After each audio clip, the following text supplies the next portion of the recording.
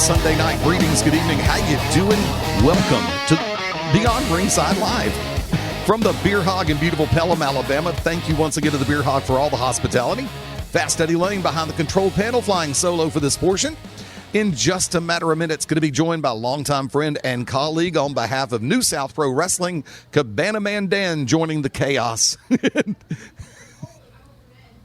Believe me, chaos is the operative word right now. So much going on, and I'm going to start things out on a little bit of a personal note. First off, thank you to everybody who came out to play during the heart of the batting order, as I like to call it. Thursday night, Beer Hog, your karaoke night, emo night karaoke party. Great turnout, great singers coming out to play. Don't forget, your karaoke night is Monday night and Thursday night at the Beer Hog. Tomorrow night, I'll talk a little bit more about tomorrow night in just a minute. Also, Barristers Friday night in Hoover, tremendous outing. Woo. It was a true case of flying by the seat of one's pants. And how I survived that one, I really don't know. And then Saturday, traditionally, I would have been at the Brown Derby. However, doing something on a slightly different scale, on a more personal and professional level. I know how that sounds. It's not meant to sound in a negative way in any way, shape, or form. I had the honor and the privilege of being the DJ for the Pleasant Grove High School Decade of the 80s Reunion Party. This was absolutely a blast and then some. I don't always talk about me in a previous incarnation before all this, but I will say for my compatriots in the class of 1984 and getting a chance to say hello to some of them, as well as the rest of the 80s crew that was there, it was an absolute blast. Kim, Lori, thank you for bringing me in on this. B&A Warehouse, great facility. Thank you all for the hospitality. Billy Ray, thank you for helping me get Tetris accomplished, and I'm referring to loading out and packed back up. So it was one of those circumstances, and just getting a chance to see people I honestly have not seen in decades was a beautiful thing for me, and I appreciated every second of it. Hopefully we can do something again next year. I know special tip of the hat to the class of 1986, who were celebrating their 40th reunion last night and opened up the gates for all of us to come out and play. Seriously, once again, great to see people I have not seen in forever. And for those who made commentary about Beyond Ringside, thank you so much, especially Darren Gunner. Band-Aid, my brother, I appreciate you. Thank you for coming up to say hi. Great to see you. It's been way too long. Let's do lunch. And I say that for a lot of people who were in the classes last night. It's just been one of those circumstances where, and yes, I'm adjusting this mic on the fly because sometimes it just doesn't sound like it's supposed to, and that's something I need to fix. Coming off into it, I will be back with the Brown Derby this coming Saturday night. And once again, I'll talk a little bit more about the upcoming appearances in the near future. And speaking of upcoming appearances, like I said, Cabana Man Dan from representing New South Pro Wrestling. Special outing coming up this Saturday, and we're going to cover a little bit more of that as Dan joins us right at the bottom of the hour. I'm going to be that person for a minute because when everything, a lot of it's when the last thing you see is the first thing you remember. And I'm going to go to Friday Night SmackDown for a hot second. Better yet, hold up on that. It's been public knowledge so far about the Birmingham Stallions leaving Birmingham. The UFL has decided to pull the plug on the Stallions project, and I understand that. It's not making money. They were looking for an alternate venue, which I completely understand. That would be something I would be doing if I were them. You can always try to find something that is going to be accommodating for what you are looking for. I don't know if they're wanting to take it to a high school football field, maybe a college field, because Protective Stadium's 44,000 plus. Yeah, take that to Bryant Denny or Jordan Hare. Even the old gray lady, Legion Field. Hey, look, I understand what they're shooting for. Unfortunately, I just don't think that Birmingham is going to be able to accommodate. Had a discussion with someone online earlier about why doesn't somebody invest in the Birmingham race course? They have the real estate to make a small football field there and make it a nice little stadium. And I'm sure that the Porch Creek Indians would be beautifully happy with the idea of getting more people out there to their venue, one way or another. I've been out there once during the takeover just to see what all was going to happen, but unfortunately, like I said, I don't go to casinos that often, just like I don't buy Powerball tickets that often. And that's going to be on my side of the coin coming up in the very near future. Trust me on that. Let's move it back over. I started to mention SmackDown. Let's go ahead and tackle parts of this real quick. Number one, leading off, Chelsea Green. Oh, God, did it again. Proved it all over again. Chelsea is one of the most underappreciated talents out there. I hate what happened with the orbital. There's a part of me that's like, damn, I wish this was a work. But unfortunately, things do happen, and I think we figured out exactly how it happened. I'm not going to go into all that because remember, in pro wrestling, it's the human condition. Things happen. People do end up getting hurt, and sometimes we inadvertently hurt each other. And I like to think inadvertent. But Chelsea stepping up to the plate and delivering one of the best promos of the week all the way across the board. Her back and forth with Nick Aldis, who, for the record, also delivered in a huge way. That entire segment was a masterclass candidate. Plain and simple. Because you had an emotional roller coaster being ridden. We were all coming along for the ride, as whether you were in the arena there live or whether you were watching it on USA or on replay. So I'll simply just sit back and say it's probably one of the best moments of the week. And I'm daring to say probably one of the best or the most executed, one of the best executed segments of the month so far. I say that with everything from WWE, AEW, all the different promotions out there that have a televised product. It's weird to use the word televised in this era now, even though, yes, streaming services, go to your television set, it's just as easy. A lot of people are making the move to watch on smaller screens, watching on tablets, watching on their phones. I get that. Watching on computer screens. There are times I'll patch it directly from my DVR into my computer screen rather than my television. That way I have a more detailed. If I really want to see something up close, and if I get in that mood to pick it apart, I'll transfer to the television. But by the same token, I'm just as happy watching it on computer screen. I started with the Chelsea thing, but I'm going to do something that is probably going to tick off a lot of people, especially in WWE front office. I think it's insulting to most people, not only in the business, but fans of the industry as well, WWE fans, Chelsea Green fans, women's wrestling fans, all of the above, that they were ready to strip Chelsea of the women's title after they let the truck stop lot lizard have how many title defenses since WrestleMania? I mean, really? So we're going to play the game where, well, we're going to go in and let Liv hold on to the belt and not do a damn thing with it, but lo and behold, Chelsea might be hurt, so we're going to have to strip her of the belt, even though you let Rhea hold on to the women's title and created a interim title for someone else to win. I'm not understanding the overall premise. Look, I'm going to say it like this: the ladder match involved was nice. It was good. I'm not going to bring that back into play, even though technically I just did. But putting everything in perspective, they have a very peculiar set of standards.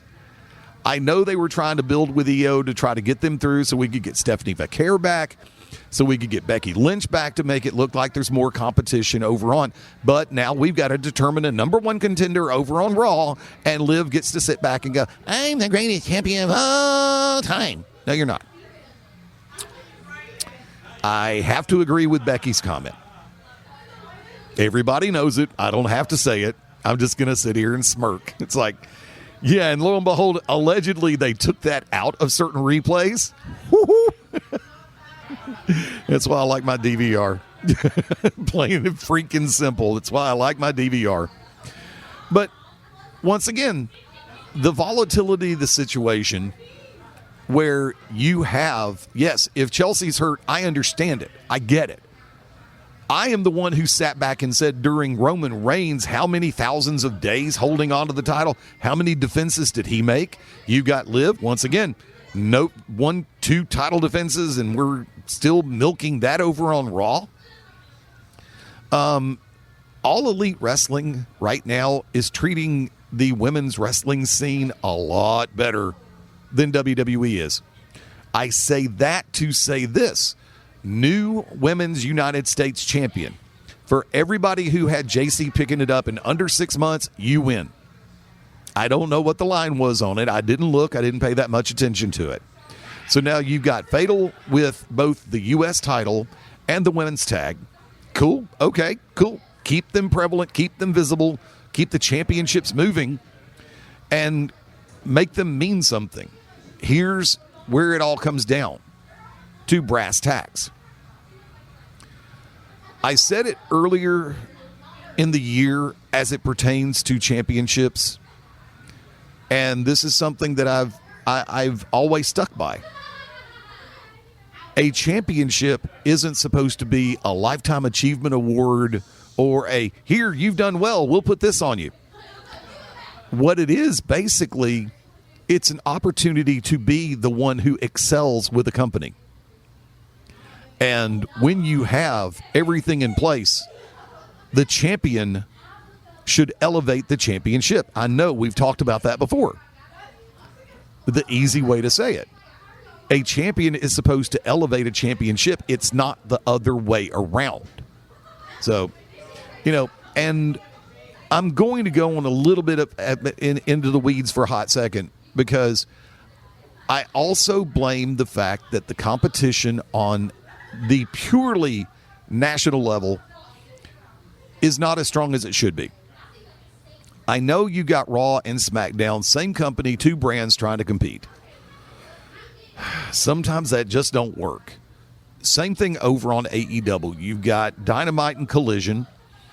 Then, of course, with Raw, WWE, you've got NXT, you've got LFG, you've got Evolve, and it's different levels, different phases. I get that. I have to sit back and wonder, it's like the chronology of the way things break down. It's peculiar. And one minute a women's division can be riding high on a cloud because they've got talent out the yin and the yang. And then the next minute it stalls. It's better than it was 20 years ago. It's better than it was 30 years ago. It's damn sure better than it was 40 years ago in the mid-'80s. I mean, to put the world in proper perspective, women's wrestling has come a long way, and I'm happy for it. I want to see the best work on the best possible platforms. And this is once again something where you've got some other companies. Impact, they're still trying to restructure a lot of things right now because I think they're still trying to figure out who the hell they want to try to buy them. Ring of Honor, different bird under the AEW banner. But still, there are times, even with a forever champion in place for as long as she's been there, Athena, still tremendous. Then let's put other things in play like MLW, Maple Leaf Pro, different companies, and I believe WSW in Australia is looking to make a move all over again. They've already announced their next outing. Looking forward to that. Had a chance to catch it the last time around. I was very happy that I did. So you've got some great talent out there. No, I don't want WWE to sign them all, but I want them to make the most of what they've got to play with. And it looks like SmackDown's more loaded than Raw right now. Okay, I'll stop. Because you know it's going to happen sooner or later. They managed to get the walking cardboard cutout into Nick Aldis's office. And I'm referring to Blake Monroe. I'm not a Blake fan. Sorry. Haven't been didn't matter AEW or any other company. I honestly just do not see what everybody sees in Blake Monroe. I mean, legitimately, you get better from a cardboard cutout. And I'm saying cardboard cutout, and that's actually flattering to Blake, in my opinion. Because that's what her personality is. Like a flat object. And that's all we need yet again is another stereotypical type person in place going, I'm not even going to finish that part of the sentence. Because lo and behold, during the segment with the cardboard cutout and Nick Aldis, Julia comes in. So we're going to have the cardboard cutout versus Julia, and what appears to be yet they have started to scrap plans that they had for Julia. So they're going to end up, it looks like they're going to sacrifice Julia to the cardboard cutout, start a fire while you're at it, and propel Monroe. Look, the Stratton thing, and this is where I'm going to get some serious heat, and I just don't care. Not everybody in one division is meant to look the same. You're not meant to be the same. You're not meant to be built the same. You're not meant to speak the same.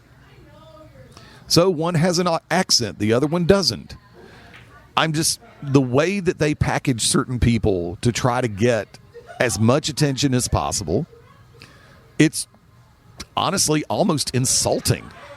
It's like, do you honestly think that all we want to see are scantily clad blondes out there? No. Look, I've said it before. Take this one to heart. When the bell rings, your outfit doesn't mean a damn thing. Your hair color doesn't mean a damn thing. The amount of baby oil and glitter you put in your cleavage doesn't mean a damn thing. Can you work? Can you carry a match? Can you call a good match? If the answers to those questions are yes, then we got something to talk about. If the answers to those questions are what does it matter, you're watching the wrong damn product. Go watch LFC. Go watch the Lingerie Fighting Championship, which actually I've seen better action in some of those shows than I have on UFC. Sorry, Dana. I don't take money from any of these companies, so I can just shoot straight and tell the damn truth. There is one more thing in particular coming out of SmackDown. Like I said, you've got new champions over there, or a new champion over there. You've got situations coming all the way across the board. And I know other things transpired on SmackDown than what I'm talking about. But if it were not for the fact that CM Punk made an appearance in Virginia with NXT, I would almost wonder if the Punk Owens promos from Friday night were still going on. Now, I'm going to be brutal about this because that's the only way I can be. And for those who get offended by it, I'm sorry. That's your choice to be offended. If I'm being completely real, they tried too hard to make it personal. Way too hard to make it personal. And they're trying to play, in my opinion, I watched it twice. God help me, I was stupid to do that. They were playing directly to the dirt sheets. They were playing to the IWC. They were playing to factors that shouldn't matter on WWE programming. I know that every once in a while you need to get something where you can get heat generated from the IWC, from message boards, the comment sections.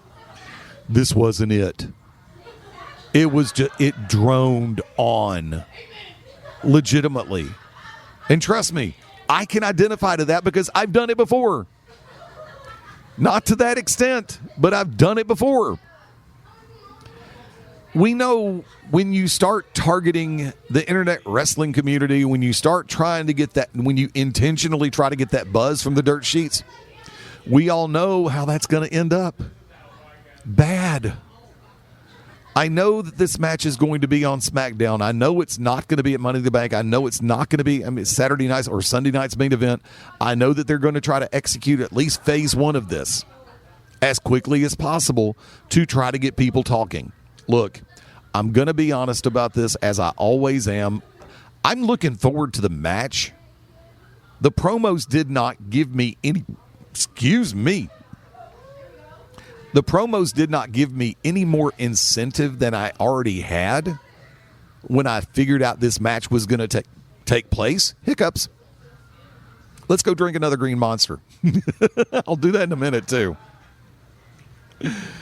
It did not do anything for me as far as building the psychology of the way this match is going to take place. It seemed cheap. It seemed very lowbrow. I am a huge, listen closely now, I am a huge fan of CM Punk with a live microphone. I am a huge fan of Kevin Owens with a live microphone. This did neither gentleman any favors whatsoever. I'm just legit. That's the easy way for me to say it. That's being real. Because when you put everything in play, granted, they were trying to go for a different cut. They were trying to go for a different turn. Oh, that turn took them out in the middle of nowhere. And that's the easy way to say it. Because for me, it's simple.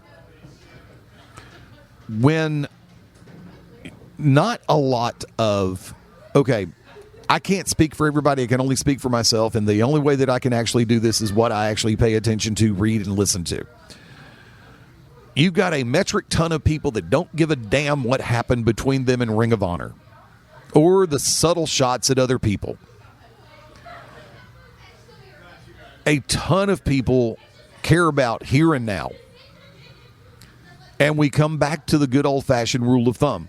Can you put one every 18? Can you talk the asses into the seats? This failed miserably. Now, they're going to have another opportunity, I'm sure, and everybody's going to use social media. I mean, keep your eyes open because hopefully they'll find a way to rebound from this. And speaking of rebounding, like I said, Punk with the appearance at NXT in Virginia, I saw that story and I'm going, hell yeah. Because this is the reigning undisputed champion on Friday Night SmackDown, popping into an NXT show to try to help them build numbers. I can't argue that. It was beautiful. I saw some of the pictures, haven't seen all the videos, because I was a little bit occupied last night. But the fact that he would do something like that, I don't care if there was money involved or if he did it for just, what, an additional night on the contract. He's like, well, I'm not doing anything. We're not running a house show. Book me at NXT. Okay. I think I would. I don't pay that much attention to what happens on the weekend shows as far as like the house shows and things of that ilk. And when I get if it pops up in the algorithm, I will. But like I said, seeing this, I popped. I don't know what the incentive was. I don't know what the rationale was. I think it was a great opportunity for Punk, and I think it was to help. I think it was a great opportunity for NXT. I thought it was beautifully done. There is a lot that I really want to go over, and I'm going to wait. I'm going to go ahead and take that first break. When Beyond Ringside continues, I will be joined by the maestro of the flip-flop chop. Some say Promoter Man Dan. Cabana Man Dan, Jason Coleman, right here on Beyond Ringside. Stay tuned.